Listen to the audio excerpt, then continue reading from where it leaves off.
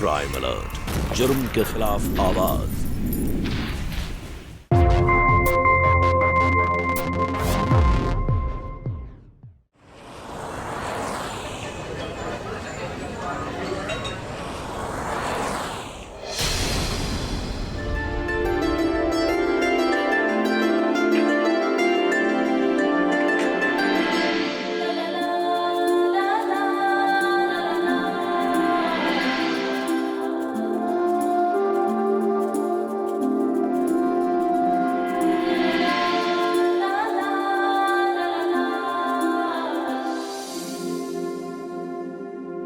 सूरज, आओ नाश्ता कर लो।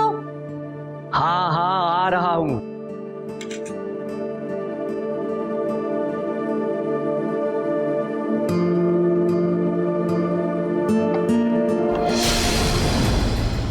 ये पैकिंग क्यों कर रहे हो? कहाँ जा रहे हो तुम? हाँ वो सर जी का फोन आया था, साड़ियों का स्टॉक लाना है, 2-3 दिन के लिए पुणे जा रहा हूँ। पुणे जा रहे हो, वो भी 2-3 दिन के लिए? कल रात तक तो कोई प्लान नहीं था। तो अचानक से प्लान बन गया, क्या करूँ? मना कर दूँ? मैं कहाँ बोल रही हूँ कि मना कर दो। मैं बस इतना पूछ रही हूँ कि अचानक से कैसे फोन आ गया तुम्हारे बॉस का? सॉरी मैडम, गलती हो गई मेरे बॉस से, माफ कर दो उन्हें। और मुझसे भी गलती हो गई जो तुमसे शादी कर ली है मैंने। गलती तो मुझसे हुई, तुमसे शादी करके जिंदगी खराब हो गई है मेरी। हाँ तो एक काम करना, दुआ करो कि इस घर में लौट के ना आऊं मैं कभी। मुझे भी कोई शौक नहीं तुम्हारे साथ रहने का, समझे तुम? सूरज, सूरज,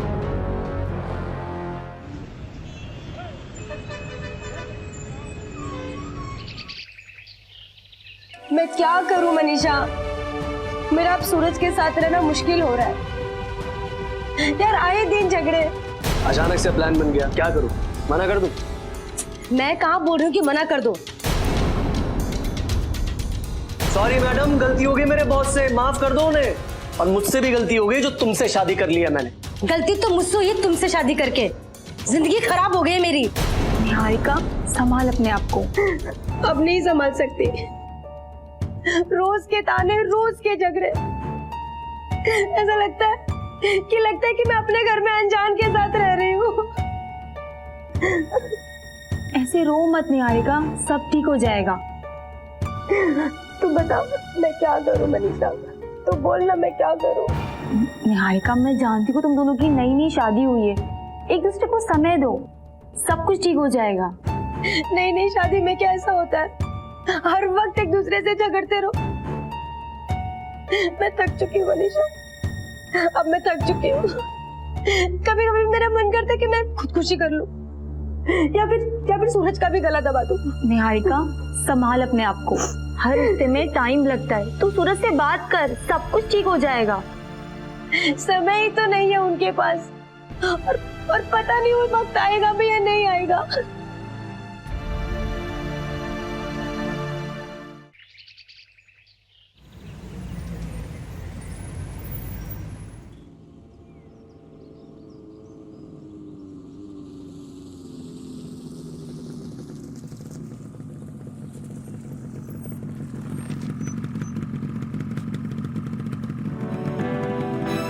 क्या कर रहे हो? आगे देखो ना। नहीं। क्या नहीं? आगे देखो ना। नहीं। चलो आगे देखो।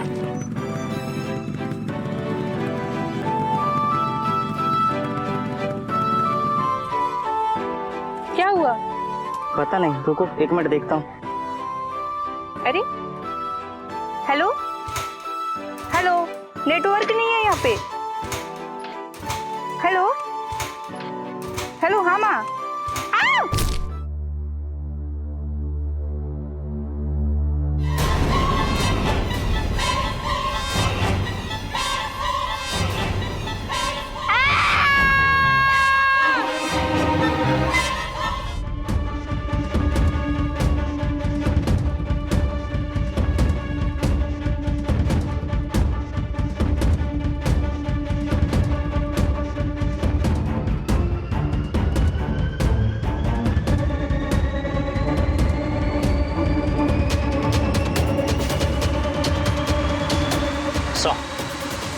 बॉडी पर कोई और निशान तो नहीं लग रहे हैं, आसपास जाकर देखो, हो सकता है सिर मिल जाए इधर। Yes sir. मैं फोन में बात करती आ रही थी और मैं चलते चलते मेरे पाँव में ये बॉडी लगी। हेलो, हाँ माँ।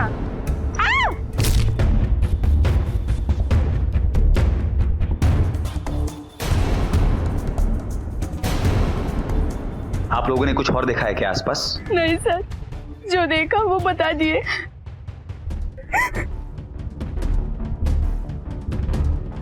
सर, यहाँ आसपास हर जगह देखा, लेकिन इस बॉडी का असर कहीं पे भी नहीं मिल रहा है। ठीक है, बॉडी को फॉरेंसिक भेज दो और चेक करो किसी ने मिसिंग रिपोर्ट लिखवाई थी क्या ऐसी करकाठी आदमी की, शायद कुछ मिल जाए। जी।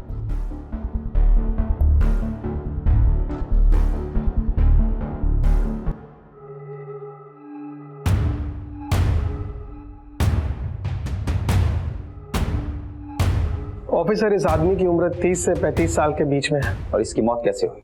इसकी मौत दम घुटने की वजह से हुई। इसको पहले नींद की गोलियां देकर बेहोश कर दिया गया और बाद में इसका गला काटकर अलग कर दिया ताकि इसकी पहचान न हो सके, राइट? हाँ, लेकिन जब तक सिर नहीं मिल जाता तब तक पूरी तरीके से हम कुछ नहीं कह सकते। डॉक्टर, अभी तक सिर नहीं मिला है, पर हम पूरी तरह से ढूंढने की कोशिश कर रहे हैं, ये जानने के लिए कि आखिर आदमी है कौन।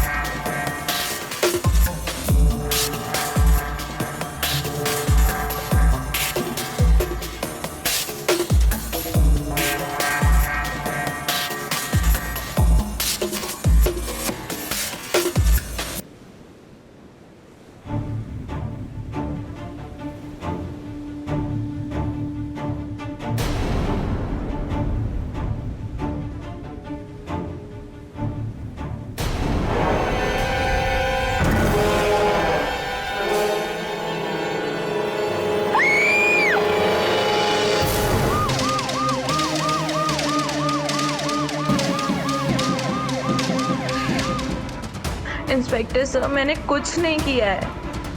मैं तो बस जॉगिंग करने आई थी, थोड़ा रेस्ट करने के लिए। मैं जैसे ही रुकी और सेल्फी लेने गई तभी मैंने कैमरा में अचानक देखा कटा हुआ सर पड़ा है। वो देखकर मैं बहुत ज़्यादा डर गई और मैंने आपको तुरंत कॉल किया। Just relax.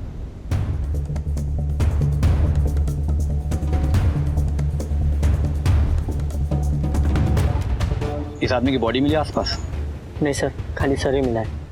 लगता है कोई सर को रेत में दबा गया, जो पानी की वजह से बाहर आ गई, या फिर किसी ने समुद्र में फेंक दिया तो ये बाहर आ गया। एक काम करो, इसे फॉरेंसिक के लिए भेज। और इस आदमी किसी की मिसिंग रिपोर्ट हो तो मुझे पता। Okay sir.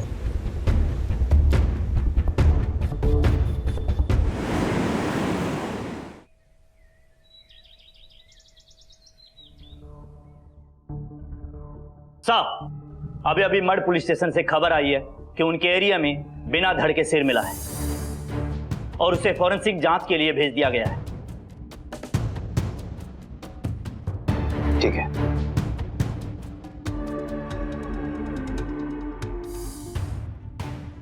ये सिर इसी बॉडी का है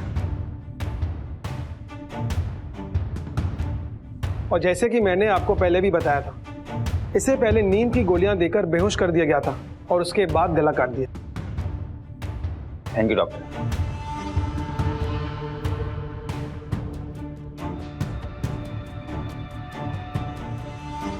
पाटिल, जल्द से जल्द इसकी फोटो सर्कुलेट, मोबाइल अखबार हर जगह, ताकि इसके परिजनों तक पहुंचाया जाए और पता लगाया जा सके कि आखिर ये है कौन।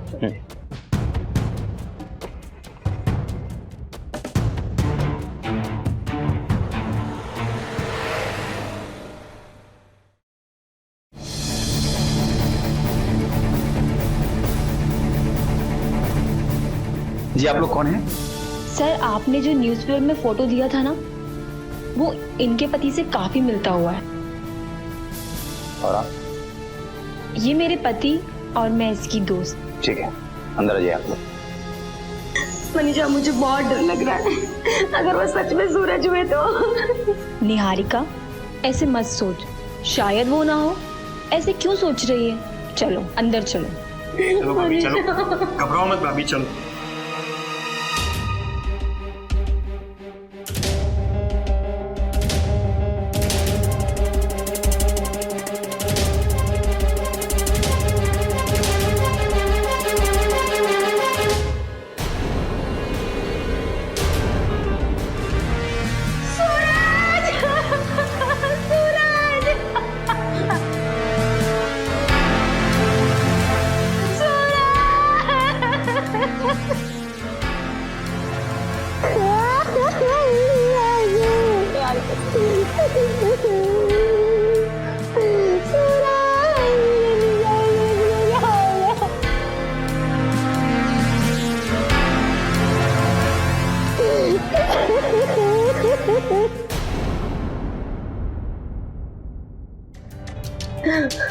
देखिए, मुझे पता है कि ऐसी हालात में मुझे आप लोगों से पूछताछ नहीं करनी चाहिए, लेकिन जब तक हम आपसे पूछताछ नहीं करेंगे सूरज के खूनी के बारे में पता कैसे चल पाएगा?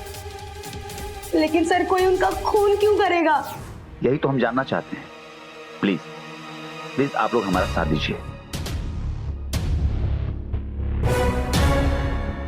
अच्छा, आप इनके बारे में बताइए, क्या काम करते थे, घर से कब निकले, सब कुछ। सर, मेरे पति एक बहुत बड़े साड़ी की दुकान में काम करते थे। उसी काम के सिलसिले वो 2-3 दिन के लिए पुणे निकले थे। पूना? पूना वो किसी के साथ गए थे या अकेले निकले थे? ये तो पता नहीं सर, लेकिन घर से तो अकेले ही निकले थे। निहारिका संभाल अपने आप। देखिए, एक काम कीजिए, आप अपना और दुकान का एड्रेस लिखवा दीजिए, और जरूरत पड़ने पर हम आपको दोबारा भी बुला सकते हैं। वैसे आपने दुकान का क्या नाम बताया? देवरानी जेठानी।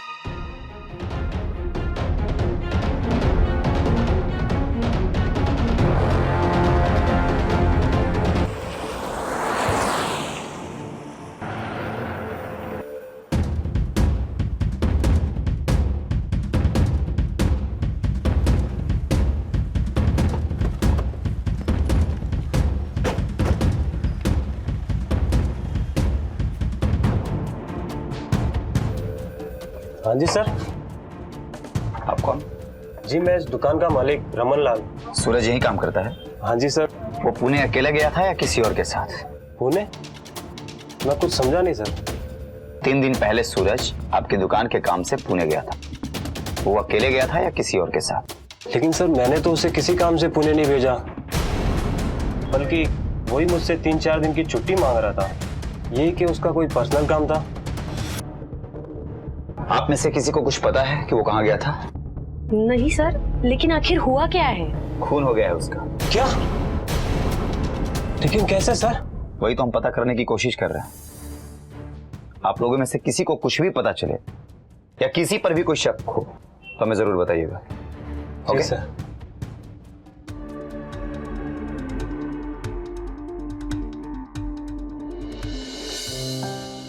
एक सरकटी लाश जिसने मचा दिया था पूरे शहर में हड़कंप। पुलिस ने इस लाश की शिनाख्त तो कर ली थी, लेकिन कत्ल की वजह अब भी उनसे कोसों दूर थी। नमस्कार, मैं हूं अमित पचौरी और आप देख रहे हैं क्राइम अलर्ट। आज की इस कहानी में हम खुलासा करेंगे एक ऐसी सनसनीखेज वारदात की जिसने सबको हिलाकर रख दिया। सूरज और निहारिका की कुछ ही महीने पहले शादी हुई थी, लेकिन उनके बीच अजीब सी दूरियां थी, एक ऐसी कड़वाहट जो साफ साफ दिखाई दे रही थी। आखिर क्या थी इस कड़वाहट की वजह? आखिर सूरज गया कहां था, वो भी निहारिका और दुकान दोनों से झूठ बोलकर? वो किससे भाग रहा था और क्यों?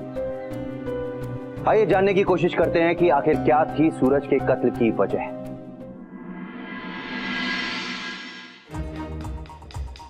देखिए निहारिका जी, हमें इतना तो नहीं पता कि आपके पति को किसने मारा है, लेकिन हमें इतना पता चला है कि आपके पति दुकान के काम से नहीं गए थे।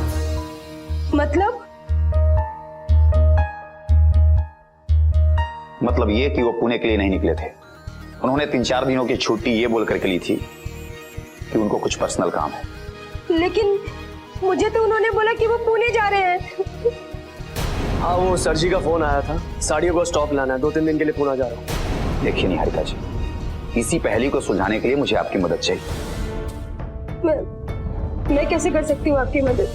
कर सकती हैं आप। मुझे आप ये बताइए कि वो जब निकले थे घर से तो किससे निकले थे? मेरा मतलब खुद की बाइक, टैक्सी या बस? उन्होंने टैक्सी बुलवाई थी। कौन सी टैक्सी? कोई प्राइवेट टैक्सी थी। कुछ याद है आपको? नहीं, मुझे याद तो नहीं है। ठीक, शुक्रिया।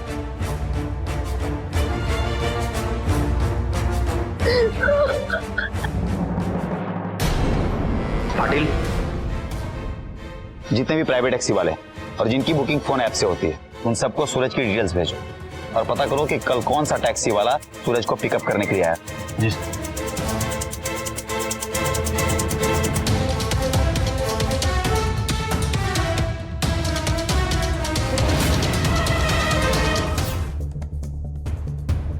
रसिक, तुम इस वक्त कहाँ हो?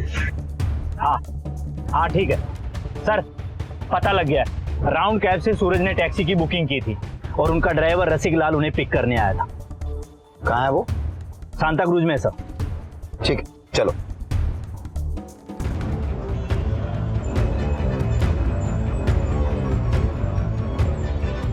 सर, वो रहा कैब ड्राइवर।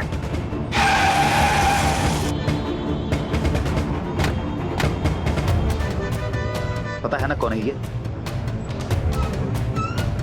2 दिन पहले अपने टैक्सी में लेकर गए थे ना इसको। जी सर। ये बता, सूरज को पिकअप करने गए थे ना, तो उसको पुणे पहुंचाने के बजाय यहाँ मुंबई में कैसे रह गए? या उसके साथ कोई और था जो ये प्लान बदल दिया? या तुम सच में पुणे गए थे? पुणे? क्या हुआ, हिंदी नहीं आती है? नहीं सर, मतलब हिंदी आती है, लेकिन वो पुणे वाली बात समझ में नहीं आई साहब। क्या समझ नहीं आई? सर उसने कैब तो बुक की थी लेकिन पुणे के लिए नहीं की थी। हाँ, उसने बैंड्रा के लिए कैब बुक की थी। बैंड्रा? हाँ, और मैंने उसे बैंड्रा ही उतारा था सर। वो 3-4 दिन का बैग पैक करके बैंड्रा आया था। स्टेशन पे उतारे थे? नहीं सर, मैंने उसे मार्केट में उतारा था। ठीक है, मैं वहां लेकर चलो जहां तुमने उसको उतारा था। ठीक है।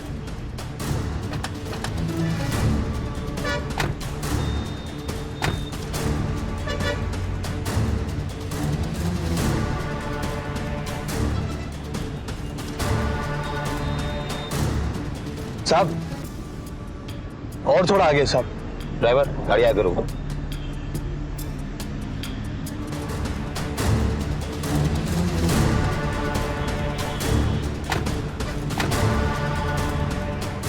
साहब, यही उतारा था मैंने। वो यहां पर क्या करने आया हो? ठीक है, तुम जाओ, काम पर लग जाते हैं। मुझे पूरा यकीन है कि वो इसी जगह पे किसी से मिलने आया होगा।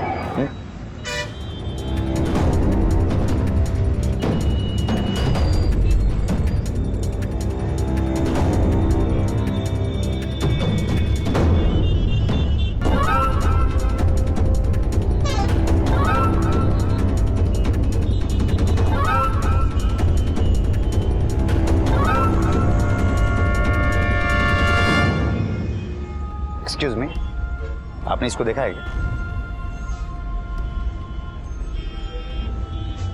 आपने इसको देखा है? जी नहीं।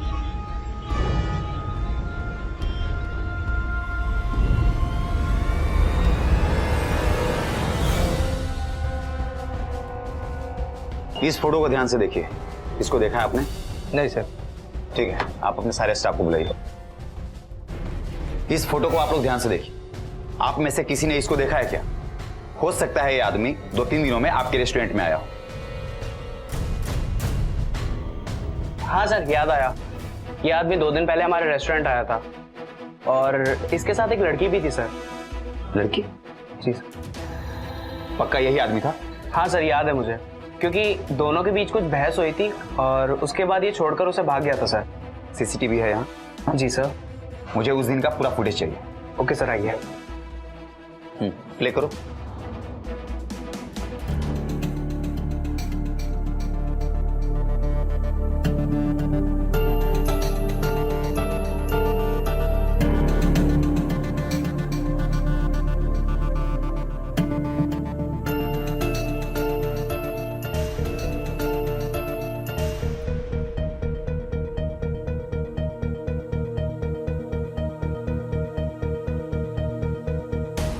लड़की?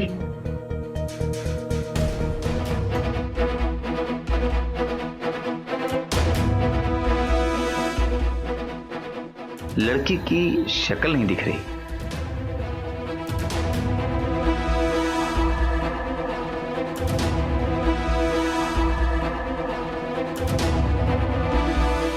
एक मिनट रिवाइंड करना, rewind, pause pause pause pause करो।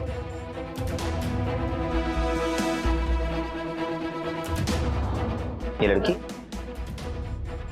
कहाँ देखा है इसको? नहीं सर, लेकिन आखिर हुआ क्या है? अरे हाँ, ये तो वही लड़की है ना जो साड़ी की दुकान पे काम करती है।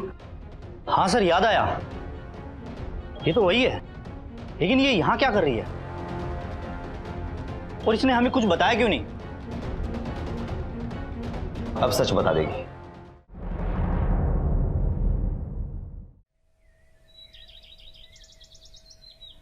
सर, आपने मुझे बुलाया? ये तो तुम्हें पता होना चाहिए कि मैंने तुम्हें यहाँ पे क्यों बुलाया है। सर, मैं कुछ समझी नहीं। इतनी भी भोली नहीं हो तुम कि ये ना समझो कि बैंड्रा के कैफे में गई और हमें बताया भी। नहीं सर, मैं तो नहीं गई थी।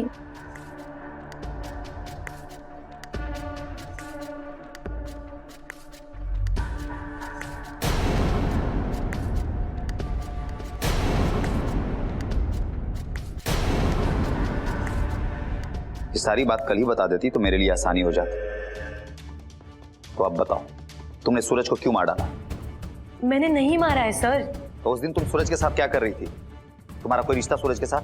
सर, मेरा कोई रिश्ता नहीं है। आप जैसा समझ रहे हो वैसा कोई रिश्ता नहीं है मेरा। अफेयर था या नहीं? नहीं था, बस अफेयर करने का नाटक कर रही थी। अफेयर करने का नाटक? मतलब मैं प्यार का नाटक कर रही थी सर। क्यों? क्योंकि वो अच्छा इंसान नहीं था। जब भी मौका मिलता मेरे करीब आने की कोशिश करता था। मुझे गलत तरीके से यह आवाज छूता रहता था। मेरी मजबूरी का फायदा उठाता था वो हमेशा मुझे तंग करता था, छेड़ता था।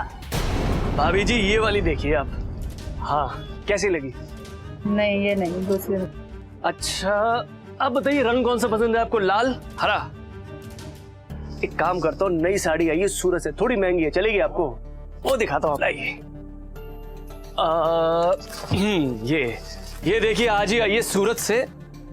इसको पहन के देखिए, इसमें ऐसी जचेंगी आपके भाई साहब कहीं और देखना ही छोड़ देंगे भाभी जी। अच्छा, आपको डाउट है कि कैसी लगेगी आप पे? एक काम करते हैं ना, आपको डेमो दिखाते हैं। क्यों श्रुति, इधर आओ, एक बार इनको पहना के दिखाता हूँ, फिर आपको पता चलेगी इसकी वैल्यू।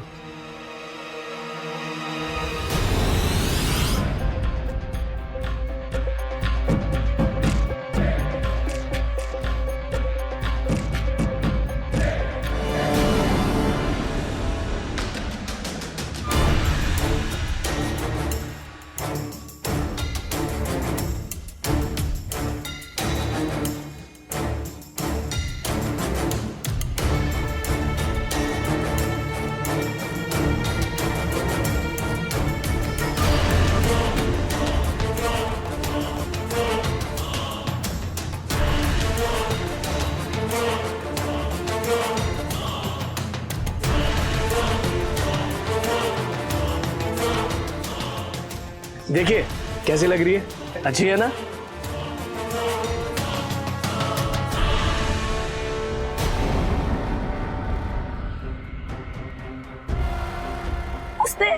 उसने मेरे साथ बहुत कुछ किया है, मैं आपको नहीं बता सकती।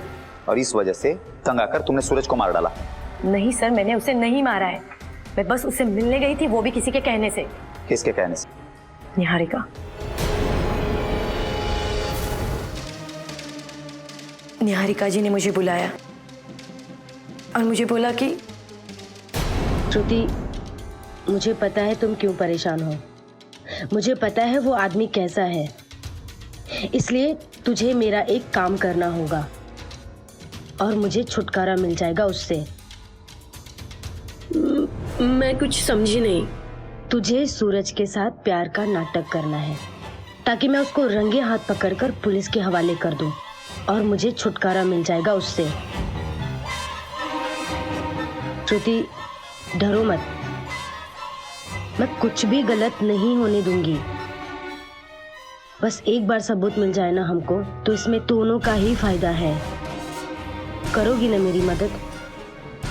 ठीक है।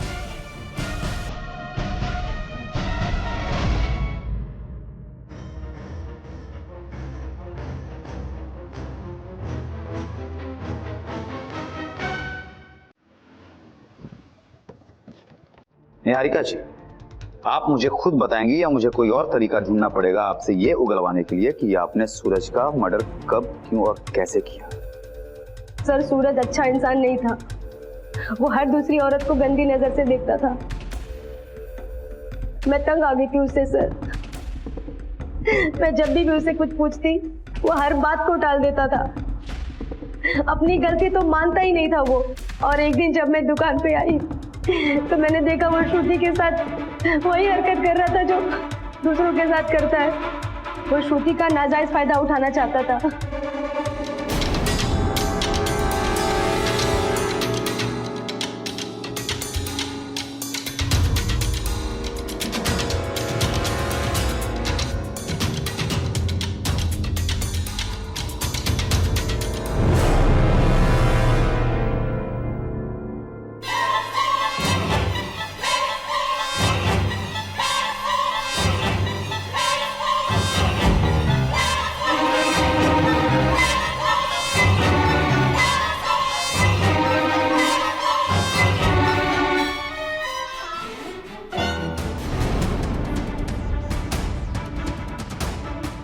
और सर, मैंने देखा कि वो श्रुति को गंदी नजरों से देख रहा था और श्रुति भी बहुत परेशान थी उस दिन।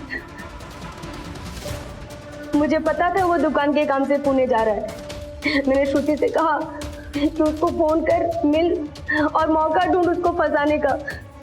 लेकिन ऐसा नहीं हुआ सर। वो उस दिन बहुत जल्दी में था। पता नहीं किससे मिलने वाला था उस दिन वो, कि वो श्रुति से भी रेस्टोरेंट में थोड़ी देर के लिए मिला और फिर वो चला गया। ये सारी बातें आप मुझे पहले क्यों नहीं बताई? आपका पति मर चुका है और आपने छुपाए रखा। सर, मैं बहुत डर गई थी।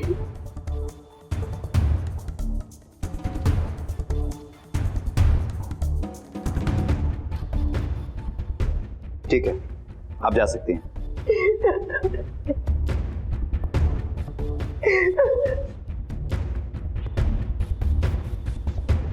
पाटिल सर, सूरज का फोन रेस्टोरेंट से बाहर आते ही स्विच ऑफ हो गया। या तो वहां से वो किसी के साथ गया होगा या कोई लोकल टैक्सी और ऑटो लेकर के। एक काम करो, तुम जाकर के पता करो उस रेस्टोरेंट के आसपास में और उस एरिया में जितने भी लोकल टैक्सी वाले और ऑटो वाले सबसे बात करो, शायद कोई लीड मिल जाए। और हाँ, एक बात और, उसका कॉल रिकॉर्ड एक बार फिर से चेक करो। ये सूरज की गुत्थी बहुत उलझी हुई है, इसे हमें कैसे भी जल्द से जल्द सुलझाना है। राइट? Yes sir. सूरज की जिंदगी का एक दूसरा पहलू भी पुलिस के सामने आया है, जिसमें उसकी अश्लील मानसिकता की वजह से उसके अपने भी उसके दुश्मन हो चुके थे। और इन दुश्मनों में निहारिका अहम थी और पुलिस के पास निहारिका के खिलाफ कोई भी ठोस सबूत नहीं था। समय के साथ साथ सूरज की मौत की गुत्थी उलझती जा रही थी। ऐसे कई सवाल थे जिनके जवाब पुलिस ढूंढने की कोशिश कर रही थी कि आखिर 3-4 दिन तक सूरज किसके पास गया था। कहीं ऐसा तो नहीं कि ये वही शख्स है जिसने सूरज का कत्ल किया, लेकिन क्यों?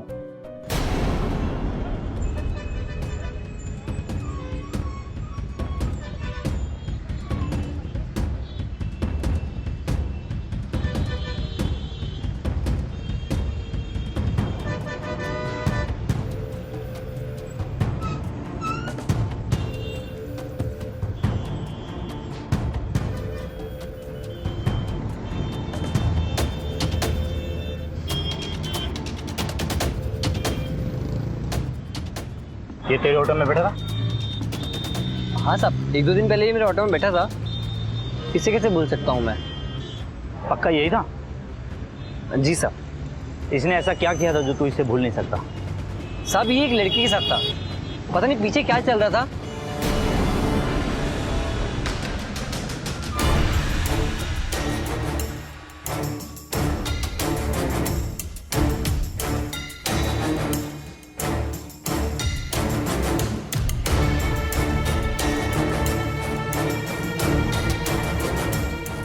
वो औरत मना कर दी साहब, तब भी मान नहीं रहा था।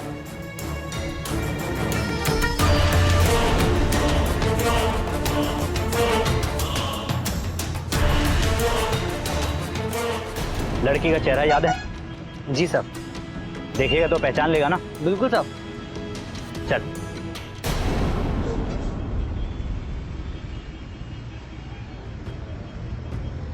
ध्यान से देख, क्या ये वही लड़की है जो उस दिन उसके साथ थी?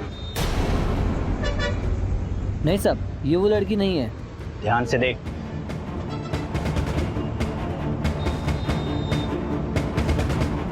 नहीं साहब, ये नहीं है वो। ये नहीं साहब, ये भी नहीं है। चल।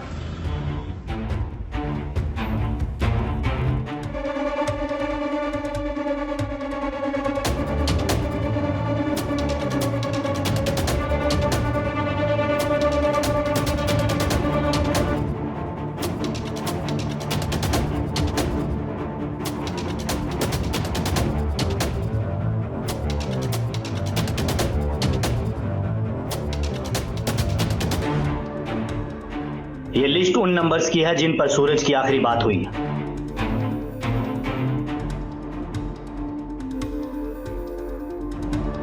ये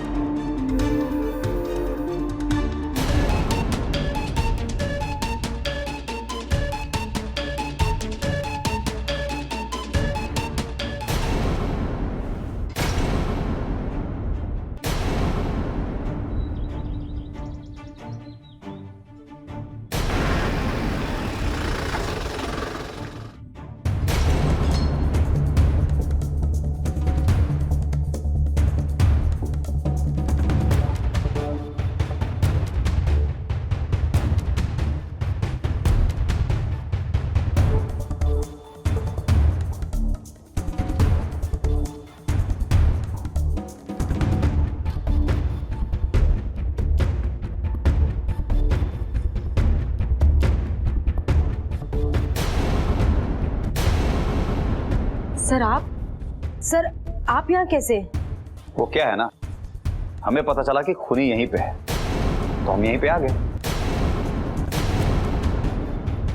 सर क्या मतलब है? निहारिका जी, अब मतलब तो आपको मनीषा जी ही समझा सकती हैं। मैं कुछ समझी नहीं।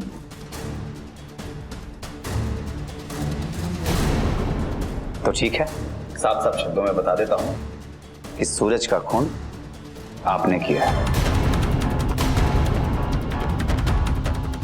ये गुत्थी आप यहीं सुलझाएंगी या हमें पुलिस स्टेशन ले जाकर के सुलझवानी पड़ेगी? क्या ये सच है मनीषा? मनीषा, क्या ये सच है? तुमने मारा है मेरे सूरज को? बोलो मनीषा, बोलो। हाँ। मैंने सूरज को मारा है।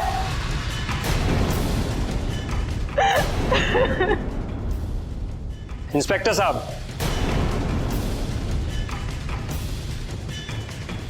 हमने मारा है सूरज को।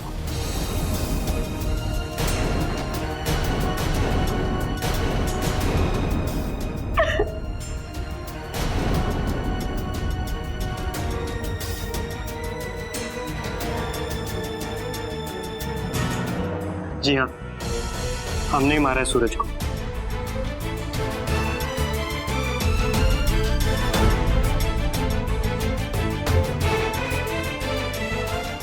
मैं उस दुकान की रेगुलर कस्टमर थी और उसका ओनर हमारे घर पे भी कपड़े भिजवा दिया करता था। फिर एक दिन। अरे सूरज। नमस्ते भाभी जी, ये साड़ियाँ लेकर आए हो आप? आओ अंदर आओ। ये यहाँ रख दो। भाभी जी ने एक बार ट्राई कर लीजिए आप, अगर फिटिंग में कोई प्रॉब्लम होगी ना तो मैं आपके हिसाब से वापस ले आऊंगा। नहीं, मैंने ट्राई किया था, ठीक है। एक बार फिर ट्राई कर लीजिए, बाद में कोई दिक्कत ना हो। मैं ब्लाउज भी लेकर आया हूँ, आप वो भी ट्राई कर लीजिए। चलो ठीक है।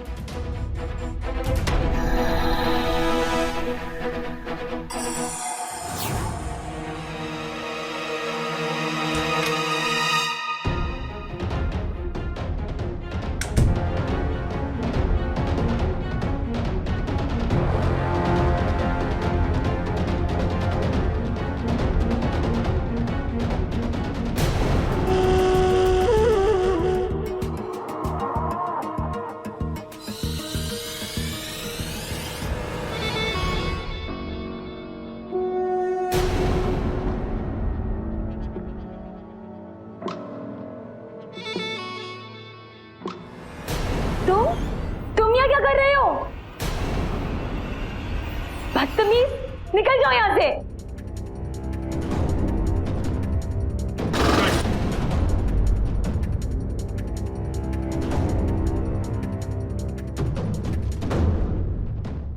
क्या फिगर है आपका। देखो आपके पहनती साड़ी कितनी रंगीन हो गई। देखिए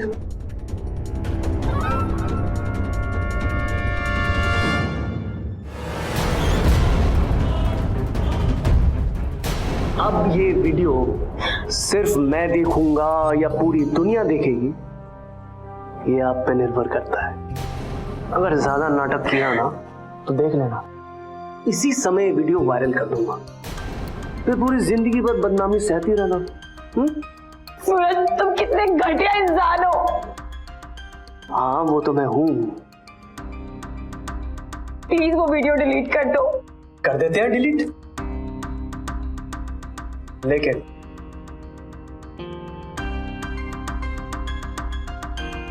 उससे पहले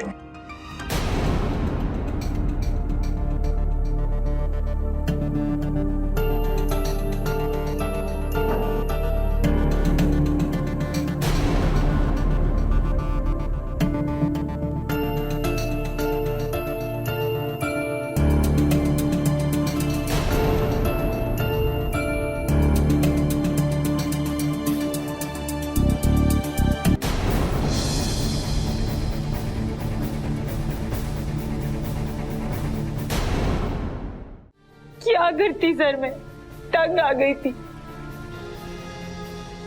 रोज रोज की जबरदस्ती से मैं थक गई थी। अपने आप से मुझे घिन आने लगी थी। रोज रोज अपनी इज्जत के साथ खेलता हुआ नहीं देख सकती थी मैं। फिर एक दिन हिम्मत करके मैंने केदार को सब कुछ बता दिया। इस बात का मुझे बहुत गुस्सा है, मगर अपनी बीवी की मजबूरी की वजह से मैं चुप रहा। वो इस वीडियो को डिलीट ही नहीं कर रहा। फिर हम दोनों ने मिलके एक प्लान बनाया। मनीषा ने निहारिका से दोस्ती कर ली और फिर मैंने उसे कहा कि उसे एक दिन घर बुलाओ 3-4 दिनों के लिए। ये बहाना बना के कि मैं कहीं बाहर गया हूं काम के सिलसिले में।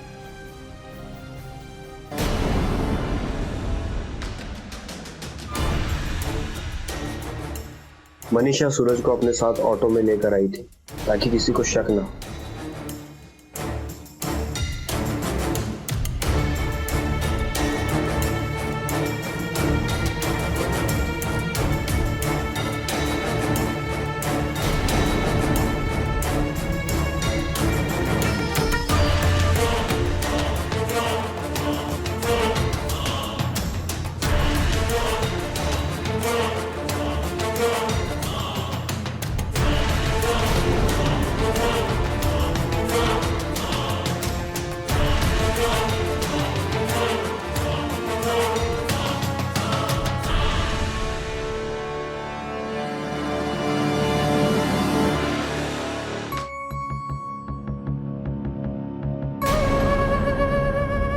क्या बात है, शराब भी और शबाब भी।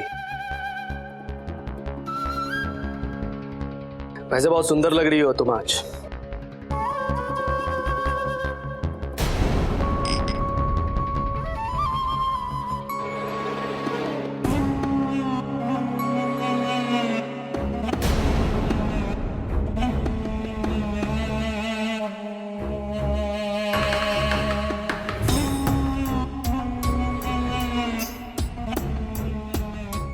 और फिर उसकी शराब में नशे की गोलियां मिलाकर उसे पिला दी।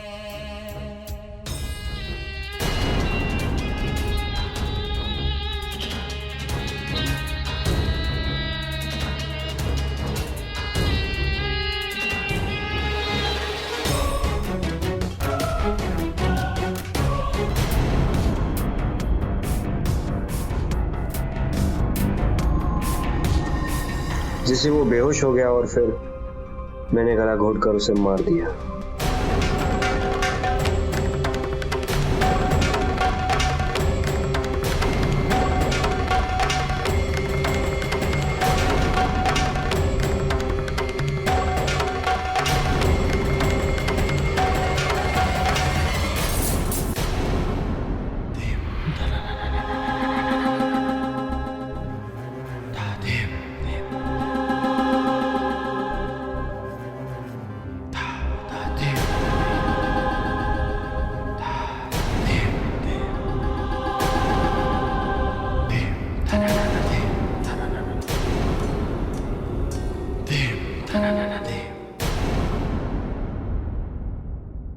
फिर हमने रात होने का इंतजार किया और उसकी बॉडी को अलग फेंका और सिर को पानी में फेंक दिया। गिरफ्तार करो ये।